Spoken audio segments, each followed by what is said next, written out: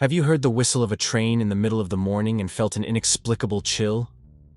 Have you ever wondered why some sounds seem to carry echoes from times they should never go back?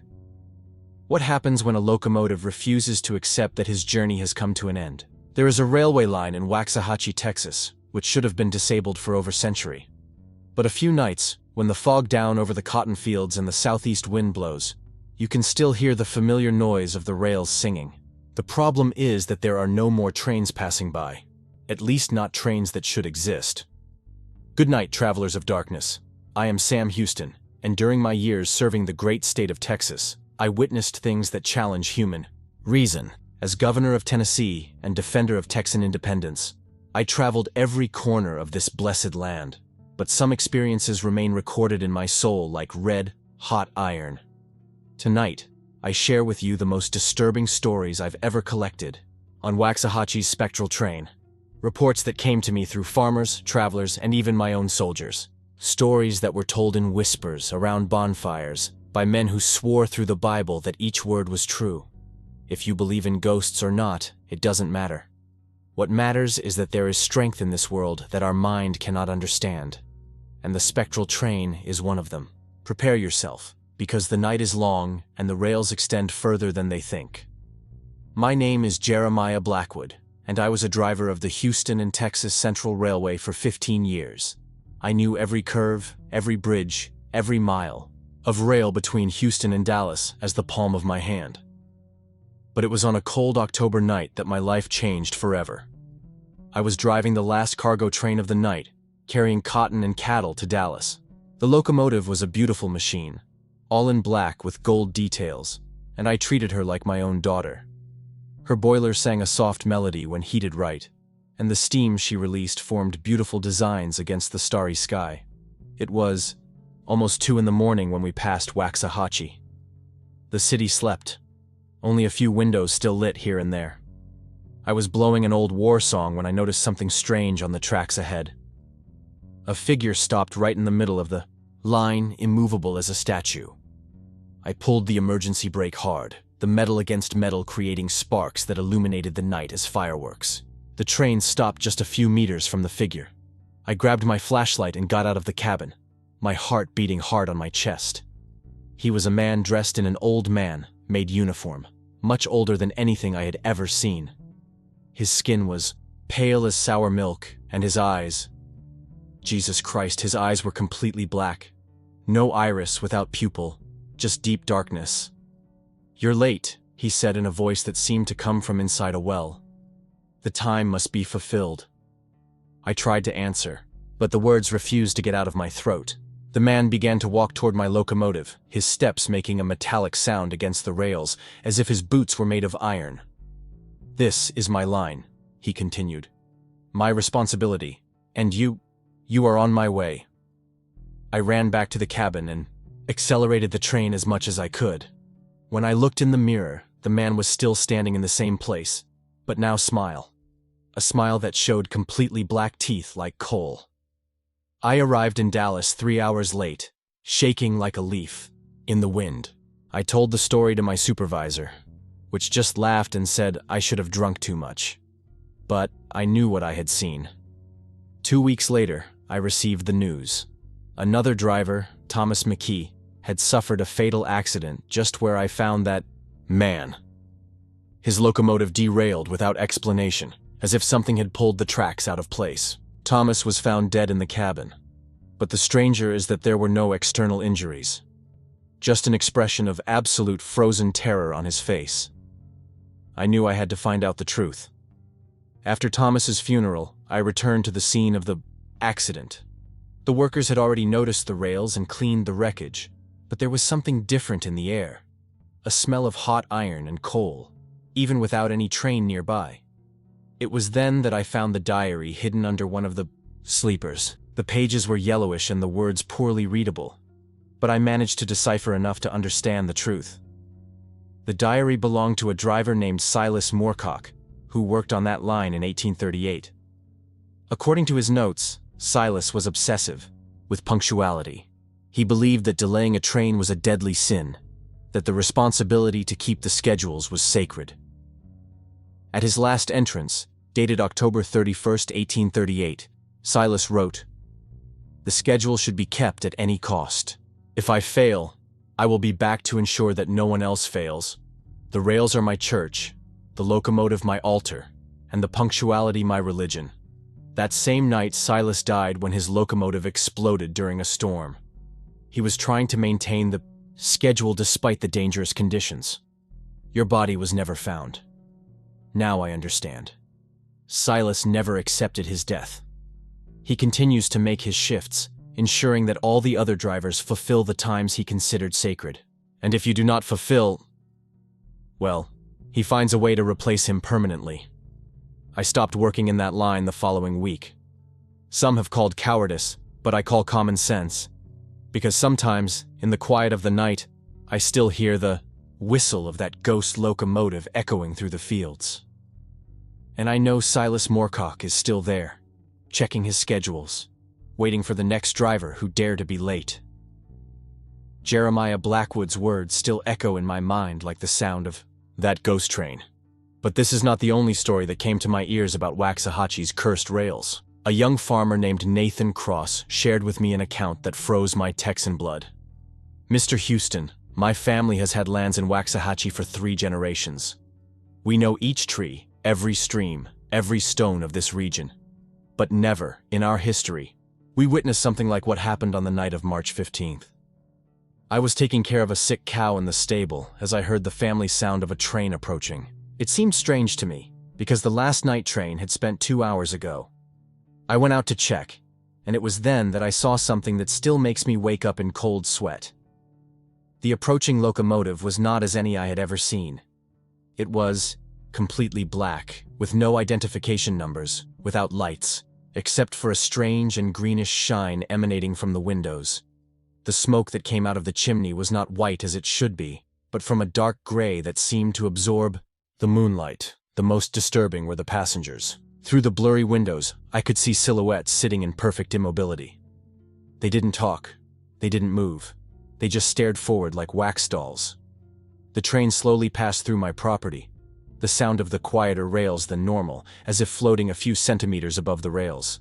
I told 12 wagons, each darker than the previous one. In the last wagon, a figure was standing on the rear platform. He was a tall man, wearing a formal black suit and a top hat. He held a flashlight that issued that same green light. When the train passed me, he turned his head and looked at me straight. His eyes were 2 green flames that seemed to cross my soul. He touched the tab of the top hat in a polite greeting, but there was nothing polite in that smile that spread through his face. It was the smile of someone who knew secrets that no living man should know. The train disappeared in the darkness, but left behind a smell that I will never forget. It was like withered flowers mixed with cemetery land and something more that I can't identify, something sweet and rotten at the same time. The next morning I rode to town to ask if anyone else had seen the strange train. It was then that I discovered something that made my blood freeze. The town's gravedigger, an elderly man named Ezekiel Thorne, told me that 3 people had died in town that night. All natural deaths, he assured, but all at the same time. Just when the mysterious train passed through my farm. One of them was Mrs. Martha Whitfield, a 67-year-old widow who took care of her little home alone. She was found the next morning, sitting in her rocking chair, looking out the window towards the tracks. There were no injuries. There were no signs of struggle. She simply stopped living. The second was Jacob Mueller, a German merchant who always slept early. His wife found him lying on the bed, his eyes open, looking at the ceiling with an expression of astonishment, as if I had seen something wonderful and terrible at the same time. The third was just a child, the little Timothy, Shaw 7. His mother said he had woken up in the middle of the night, pointed to the window and said, "Mom, the beautiful man with the flashlight is calling me." She looked out the window but saw nothing. When he returned to Timothy's bed, he was silent and still, with a small smile on his lips. Ezekiel told me something I will never forget. This train is not from our railway company, boy. It's older than that. Much older. My grandmother used to tell stories about him. She said that when the time comes for certain people to leave this world, a special driver comes to seek them, and the ticket for this trip cannot be refused.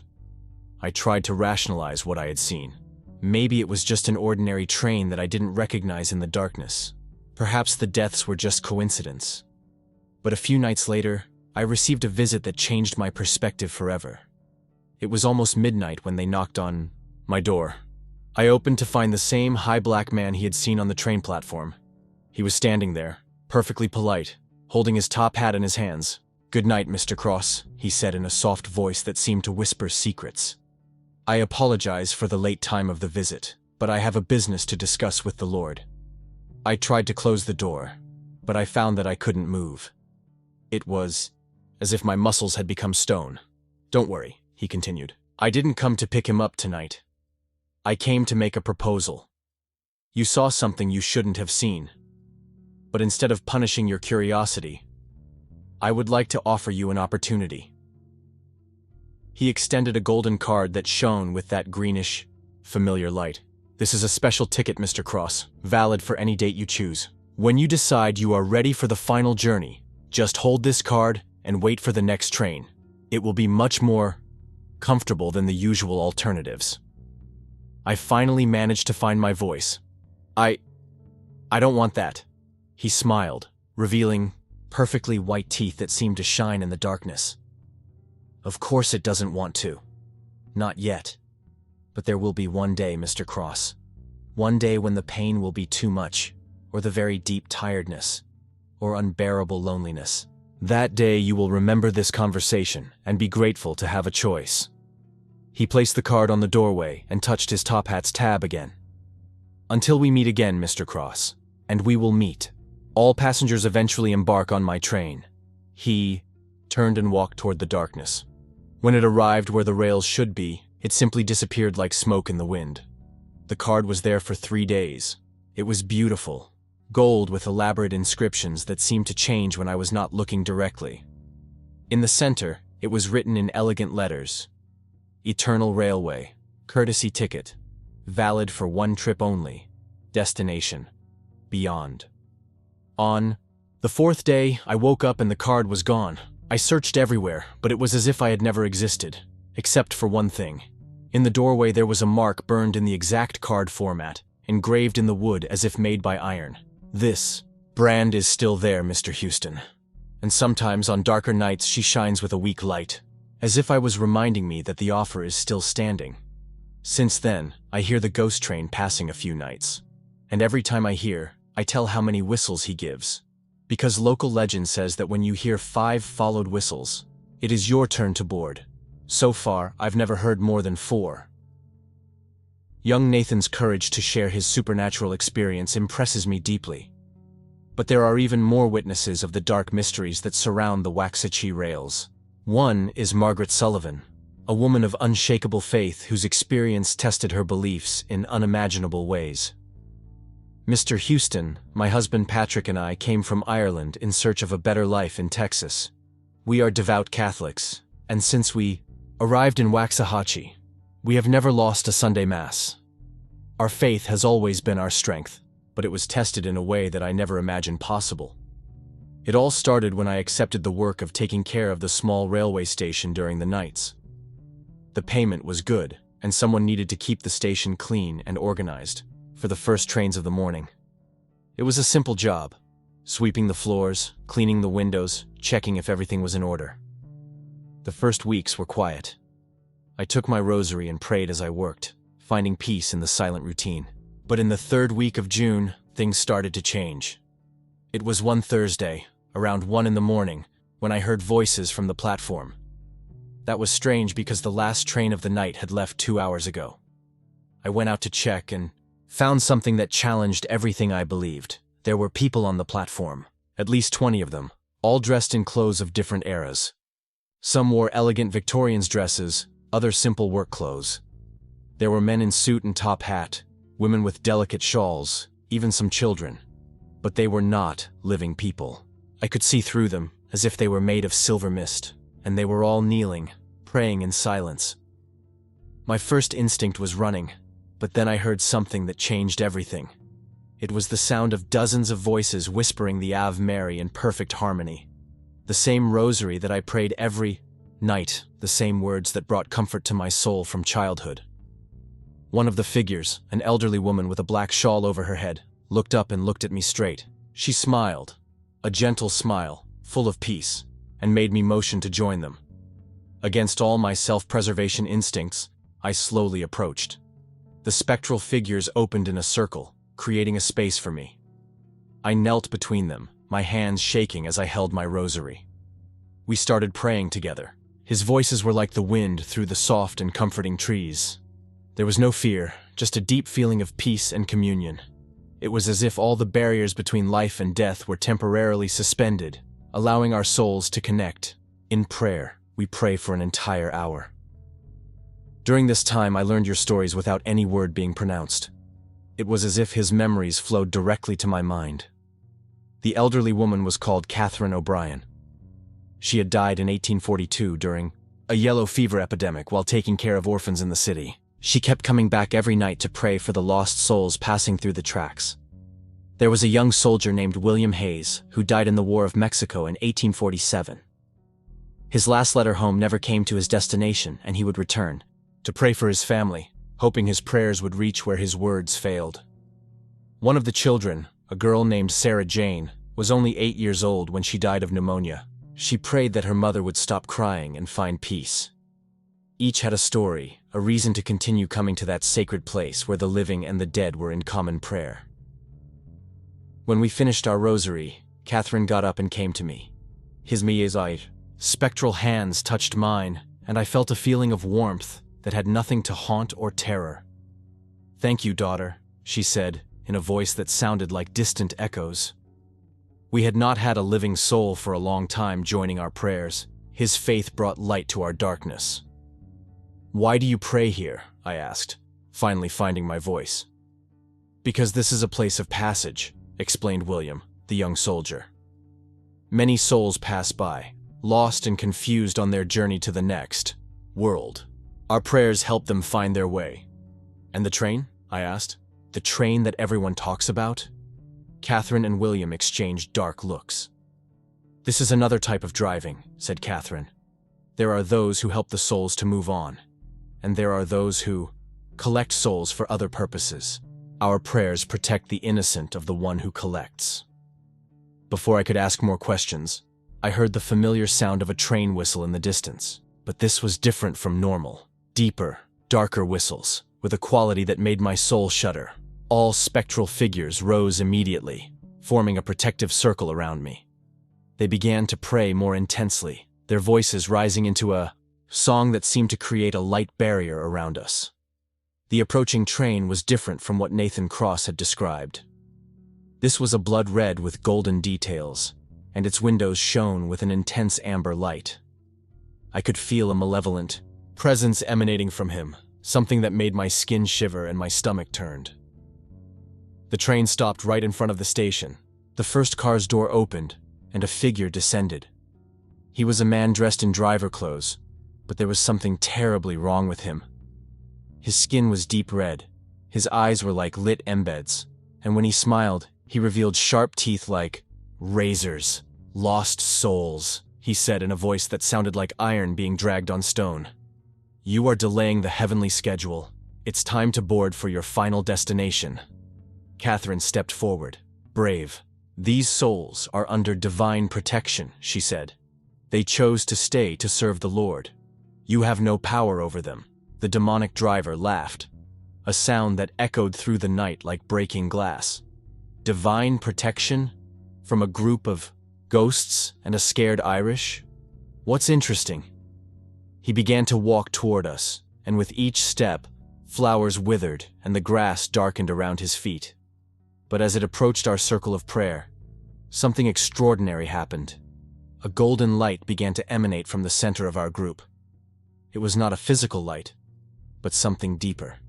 The light of pure faith, sincere prayer, of God's unconditional love for his creatures. The driver stopped abruptly, as if he had hit an invisible wall. His expression of trust became a surprise and then anger. "Impossible," he murmured. "A simple prayer cannot—" "It's not a simple prayer," Catherine interrupted. It is the faith of souls who have chosen love about fear, service on selfishness. It is the power you will never understand. The driver tried to advance more, but the golden light intensified. Now I could see that we were not alone. Translucent angels had joined our circle, their wings extended in protection, their faces shining with divine light. With a cry of frustration, the demonic driver retreated. "You have won tonight," he said, "but there will be other nights, and there will not always be a living soul to strengthen your prayers." He returned to his swine-red train. Before boarding, he looked straight at me. "Especially you, Irish. You will be remembered. And one night, when your faith hesitates, I will come back for you." The train broke in a cloud of red smoke and the sulfur smell. When the air brightened, the angels had disappeared, but the ghosts remained.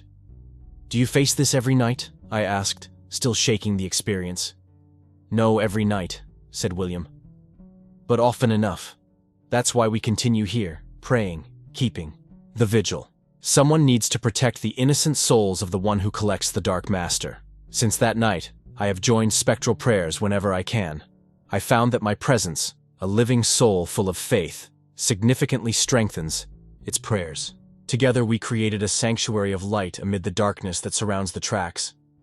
Patrick initially questioned my new routine, but when I explained what was happening, he completely supported me. He even began to join me a few nights, and we found that the prayers of two faithful hearts were even more powerful.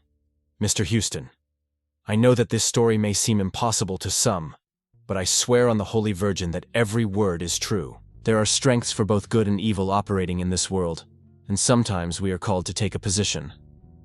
Waxahachie's rails are more than a railway line.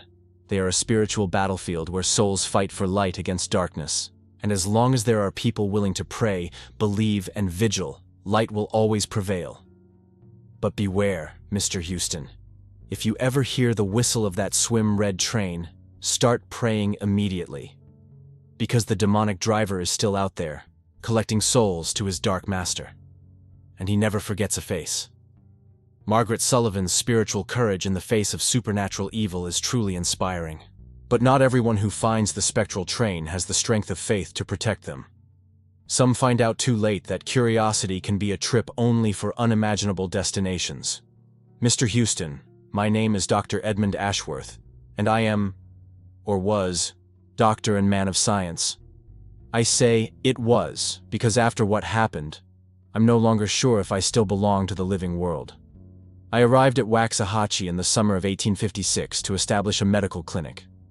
As a polite and rational man, initially, discard local stories about ghost trains such as rural superstition. My Harvard training had taught me to trust only what could be observed, measured, and scientifically explained. This changed the night of September 23rd. I was working late at my clinic, organizing medical supplies that had arrived on the afternoon train when I heard something unusual. The sound of a locomotive approaching, but the noise was different. More rhythmic, almost musical, as if the tracks were singing a hypnotic melody. My scientific curiosity was aroused. I took my flashlight and left to investigate. What I saw challenged all the laws of physics I knew. A train was standing at the station, but it was no like any that I had ever seen. It was made entirely of a material that looked like dark glass or smoked crystal. Through its translucent walls, it could see light moving in complex patterns, as if stars were dancing inside the wagons. The most fascinating thing was that the train didn't touch the tracks. It floated about 6 inches above them, supported by some force that could not identify. There was no smoke coming out of the chimney, no steam, no machine sound. Just that hypnotic melody that seemed to emanate from its own essence. A driver descended from the first wagon. He was a normal-looking man dressed in a flawless navy uniform with silver details. His movements were graceful, almost dancing, and when he smiled at me, I felt a sense of deep peace. "Dr. Ashworth," he said, and his voice had the quality of church bells in the wind. "We were waiting for you." "Waiting for me?" I asked, walking closer, fascinated by the scientific impossibility before me. "Who are you? How does this train work?" The driver laughed softly. "We are travelers, Doctor. Explorers of the territories that exist beyond conventional maps. And you? Are you a man of science, aren't you?" always looking for answers to the great mysteries? Yes, I always sought to understand the inexplicable.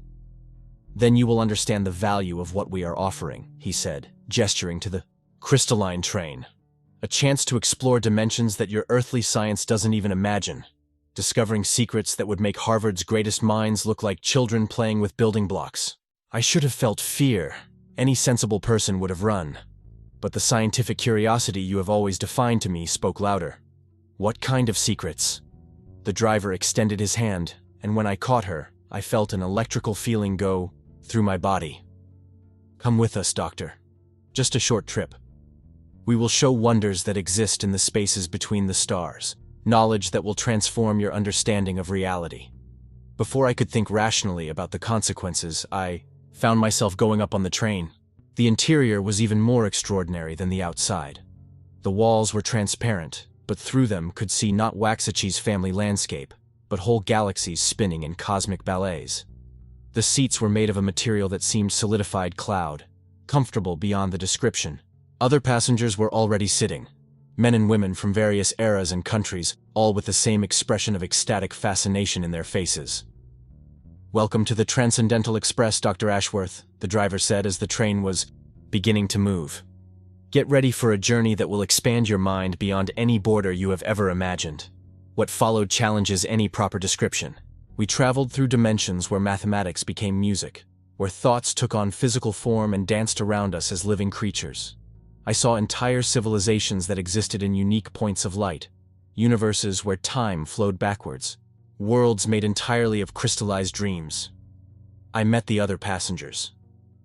There was a Greek philosopher who had embarked on the train 2,000 years ago and was still exploring the mysteries of existence. An Italian Renaissance artist who painted pure light, a Chinese mathematician who discovered equations that could alter reality. Everyone had made the same choice as me, to exchange their limited lives for an eternity of unlimited discoveries. How long will this trip last? I asked the driver during one of our stops at a season made of singing crystals. Time is a relative concept, Doctor, he replied. For you, it can be seconds. For the world that left behind, they can be decades. But this is the beauty of transcendence, freedom of temporal limitations.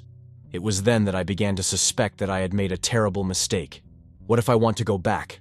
What if I want to land? The driver's smile has not changed, but something in his eyes became colder. Ah, Doctor, but why would you want it? You're experiencing wonders that no mortal man has ever seen. Why return to worldly existence when he could have infinity? Because this is my choice, he insisted, feeling the first touch of true fear. Because I am a free man. Freedom is an illusion, Doctor.